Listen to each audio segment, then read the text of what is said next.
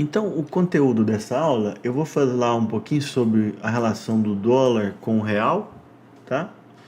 Por que a gente deve investir parte do nosso patrimônio em dólar, as melhores formas de investimento e qual que é a porcentagem que eu sugiro para você colocar na sua carteira, tá?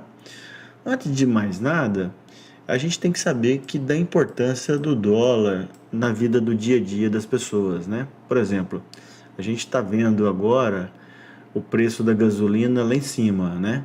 Por que isso?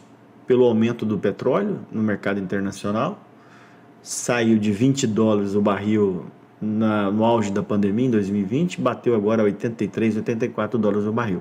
E ele é cotado em dólar. E o câmbio no Brasil está extremamente desvalorizado, né? O dólar está muito caro. Então isso acaba afetando o preço da gasolina. O trigo, o pãozinho do nosso dia a dia, ele também ele é cotado em dólar. E aí vai. Então assim, não é só as pessoas que têm mais posses que vai comprar um carro importado, que vai comprar um vinho importado.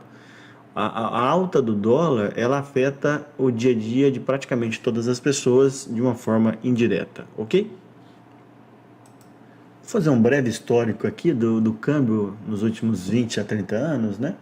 Então, o que aconteceu? Na época do real, em 94, houve uma equiparação do dólar. O dólar ficou mais ou menos 1 para 1, de 94 a 98.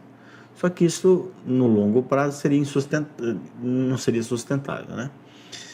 Em janeiro, logo depois da reeleição do Fernando Henrique Cardoso, em janeiro houve uma liberação do câmbio, né? O câmbio era fixo, passou a ser flutuante, só que foi de uma maneira muito desorganizada. O real desvalorizou quase 50% em cerca de 30 dias, tá?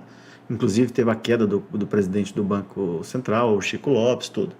E aí depois, de lá para cá, o dólar disparou, né? Chegou a mais de 2, era 1 para 1, né? E depois ele ficou quieto durante a década de 2000, depois voltou a subir desde a nossa crise iniciada em 2011, certo? Bom, o Banco Central, apesar do câmbio ser livre no Brasil, o Banco Central ele tem a função de manter a liquidez, né, do dólar para as empresas, aquelas que têm dívidas no exterior e para o mercado de uma maneira geral. E ele acaba intervindo quando a moeda às vezes dispara muito, acaba vendendo dólar, seja à vista ou no futuro, através dos swaps, para manter o câmbio o menos volátil possível, só que infelizmente tem algumas épocas de crise isso é impossível, tá? Hoje o Brasil ele tem uma dependência menor do dólar, né? Porque se a gente lembrar, há 20 anos atrás, as nossas reservas eram praticamente nulas, né? E hoje a gente tem quase 400 bilhões de dólares em reserva. Essas reservas geralmente estão aplicadas nos títulos do Tesouro americano. Uma coisa importante para a gente entender do dólar que é o seguinte: o que é o balanço de pagamentos do governo, né, do Banco Central? Resumidamente, é aquilo assim, o resultado final da balança comercial, do saldo da balança comercial, importação e exportação, do gasto de brasileiros no exterior, dos lucros das empresas multinacionais que fazem remessa para fora, todos esses gastos, né? E a gente vê que nos últimos anos a gente teve sempre déficit, né? Então isso acaba fortalecendo o dólar frente ao real, né? Eu olhei agora recentemente no site do Banco Central, de novembro de 2020 a novembro de 2021, a gente está com a balança negativa em 30 bi. Então isso acaba pressionando o dólar em relação ao real.